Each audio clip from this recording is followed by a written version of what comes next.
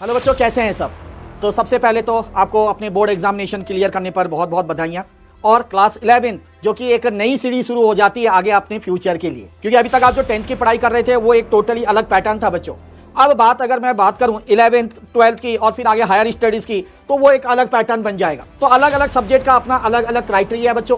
तो मैं यहाँ पे आपको खास करके आज जो बताने वाला हूँ मैथमेटिक्स के बारे में, कि किस तरीके से आपकी तैयारी होनी चाहिए और क्या क्या वेटेज है, कौन कौन सा चैप्टर का वेटेज कितना है, किस पे ज़्यादा फोकस करना है, ये सारी चीज़ें मैं आप लोग को इस वीडियो के माध्यम से बताने वाला हूँ।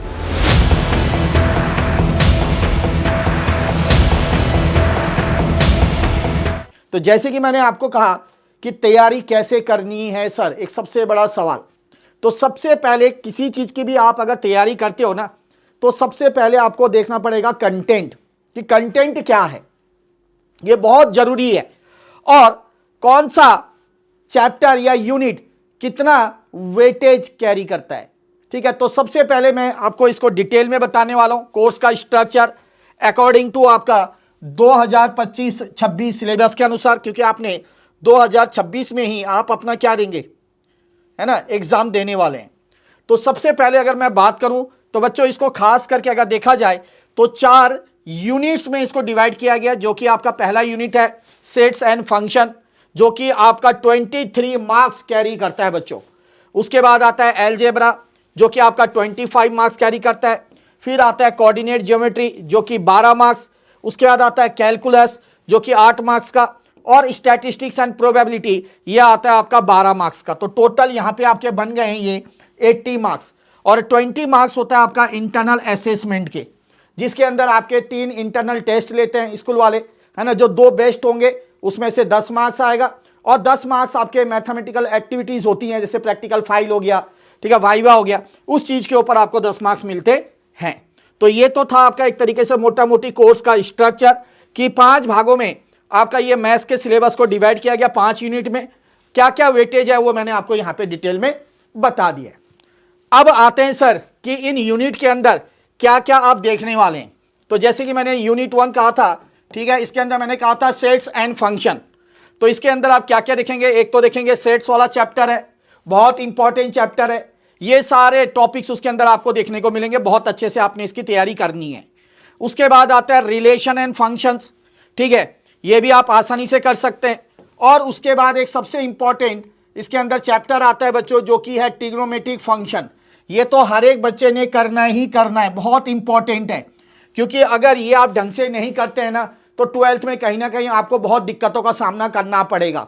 ठीक है, तो मैंने क्या कहा, सेट्स रिलेशन तो चलो इजी है, ठीक है, क्योंकि अगर ये आपने कर लिया बहुत मजा आने वाला है, बहुत इजी है। ठीक है जी, हाँ। ट्रिग्नोमेट्रिक फंक्शन थोड़ा मुश्किल लगेगा आपको, बट इसको अच्छे से प्रैक्टिस करिएगा, यही आपको आगे कैलकुलस में भी देखने को मिलेगा, है ना। इनवर्स ट्रिग्नोमेट्रिक फंक्शन में देखने को मिलेगा, जो कि क्लास 12th में आप पढ़ेंगे। उसके बाद आता है सर इसके अंदर यूनिट 2, जो कि है आपका अलजेब्रा। यूनिट 2 हो गया आपका अलजेब्रा।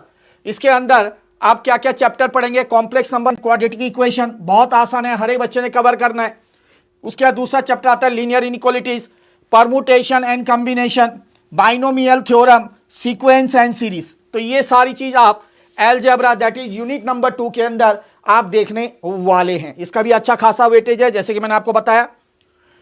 उसके बाद आता है यूनिट 3। यूनिट 3 के अंदर कोऑर्डिनेट ज्योमेट्री होती है बच्चों आपको, जिसके अंदर straight line, conic section, introduction to 3 dimensional geometry, इसके अंदर फॉर्मूला बेस्ड है। ठीक है, फॉर्मूला जिस बच्चे ने अच्छे से रट लिया, अच्छे से फॉर्मूला याद कर लिया, लिख लिख के प्रैक्टिस कर लिया, उसको इस चैप्टर में मार्क्स लाने में कुछ भी दिक्कत नहीं आने वाली है। ठीक है, तो ये समाप्त होता है हमारा यूनिट नंबर 3। अब आता है बच्चों आपका यूनिट नंबर 4। ये बहुत इंपॉर्टेंट पार्ट है, जैसे कि मैंने अभी आपको कहा, ठीक है, कैलकुलस क्लास 12th में भी काम आने वाला है। तो इसके आपके एडिशनल एक्सरसाइज जो भी है सब कुछ क्वेश्चन करना है, एग्जाम्पल जो भी दे रखे हैं सब करना है। इसके अंदर आपको लिमिट्स एंड डेरिवेटिव्स देखने को मिलेगा। ठीक है, उसके बाद आपका 5वां यूनिट जो है, जो 5वां यूनिट और आखिरी यूनिट है, इसके अंदर स्टैटिस्टिक्स और प्रोबेबिलिटी। स्टैटिस्टिक्स बहुत सिंपल है, मीन, डेविएशन, वेरिएंस, ठीक है, जो कि आपने कहीं ना कहीं अगर बात करो आपने क्लास 10th 9th में भी किया है। उसके बाद आता है प्रोबेबिलिटी, ये भी आपका आसान है, ठीक है, तो ये भी आप आसानी से कवर कर सकते हैं। तो ये सारी चीजें जो हैं ये 5 यूनिट के अंदर डिवाइड किया गया है। इसमें जो सबसे ज्यादा आपको परेशान करने वाला है वो है कैलकुलस। तो उसको बहुत अच्छे से करके जाइएगा। और थोड़ी बहुत आपको दिक्कत आ सकती है रिलेशन एंड फंक्शन में, इसके अलावा बच्चों सारे चैप्टर्स इसके अंदर बहुत ईजी हैं, बहुत अच्छे से करके जाइए। कैलकुलस को आपने विशेष करके ध्यान देना है, सेट्स रिलेशन फंक्शन में अच्छे से ध्यान देना है, क्योंकि यही चीज आपको क्लास 12th में कहीं ना कहीं देखने को भी मिलने वाला है। तो ये तो था आपका पूरा सिलेबस के हिसाब से क्या क्या वेटेज है किस चैप्टर की। बस इस चीज को ध्यान रखते हुए बच्चों, जिस यूनिट का हाई वेटेज है सबसे पहले उसको करें आप, ठीक है। उससे क्या होगा, मोटिवेशन आपको ज्यादा से ज्यादा मिलेगा और सही समय रहते हुए आपका कंप्लीट भी हो जाएगा, ताकि आप रिवीजन और प्रैक्टिस जो बहुत बेहतरीन तरीके से कर सकते हैं। तो चलिए बच्चों, उम्मीद करता हूं कि आपको ये वीडियो पसंद आई होगी। मिलते हैं बहुत जल्द और एक वीडियो के साथ, तब तक के लिए जय श्री श्याम।